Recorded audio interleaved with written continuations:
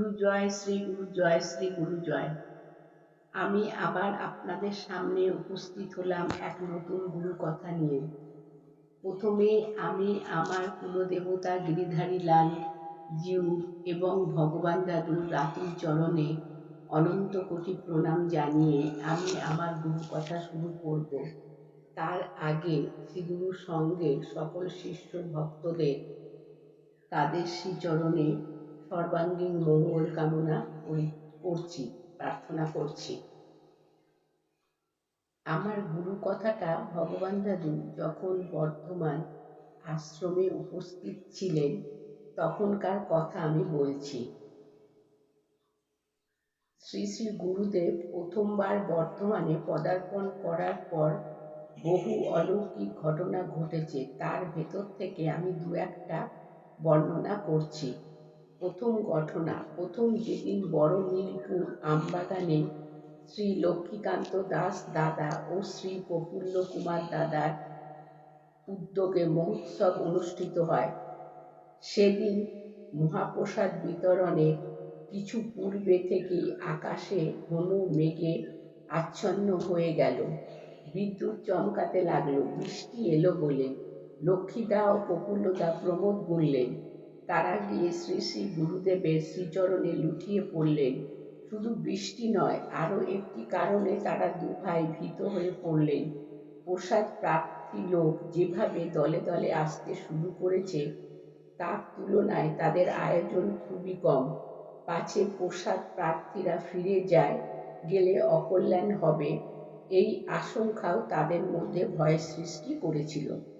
পরম করুণাময় শ্রী শ্রী ঠাকুর অভয় দিয়ে বললেন, কোনো ভয় নেই, তবে আমি না বলা পর্যন্ত কাউকে প্রসাদ দেবে না। এরপর তিনি ঘরের মধ্যে গিয়ে দরজা বন্ধ করে কিছুক্ষণ থাকার পর বাইরে বেরিয়ে এসে বললেন, প্রসাদ বিতরণ শুরু করো। সঙ্গে সঙ্গে তিনি একটি নির্দিষ্ট সীমানা বলে দিলেন, তার বাইরে যেন কাউকে প্রসাদ দেয়া না হয়। দ্বিতীয়ত, সকলকেই যেন পেট পুড়ে খেতে দেয়া হয়, তবে কেউ বাড়ি নিয়ে যেতে পারবে না। প্রেমানন্দে হরি হরি করে কর্মীগণ কাজে নেমে পড়ল। শ্রী শ্রী গুরুদেব একবার চতুর্দিকে নিরীক্ষণ করে বারান্দায় তার নির্দিষ্ট চেয়ারে বসে রইলেন। কি আশ্চর্য! শ্রী শ্রী ঠাকুরের কি অপার মহিমা! বেলা প্রায় 2টো থেকে শুরু করে রাত 8টা-9টা পর্যন্ত হাজার হাজার লোক প্রসাদ পেল, অথচ তারপরেও 2টি ডেক ভর্তি প্রসাদ উদ্বৃত্ত থাকল। পরদিন তাই দিয়ে সকলে আবার বালক ভোজন হলো। কর্মীদের ডেকে ডেকে বাড়িতেও প্রসাদ দিয়ে দেয়া হলো। শুধু একজন বালক শিষ্যকে তিনি নিষেধ করলেন আজ করোনায় ওই প্রসাদ গ্রহণ করতে। দ্বিতীয় কথা, পার্শ্ববর্তী ছোট নীলপুর, বেচারহাট, এমনকি বড় নীলপুরেও আমবাগানের কিছু দূরেই মসজিদের কাছাকাছি মুষলধারে বৃষ্টি হয়ে গেল।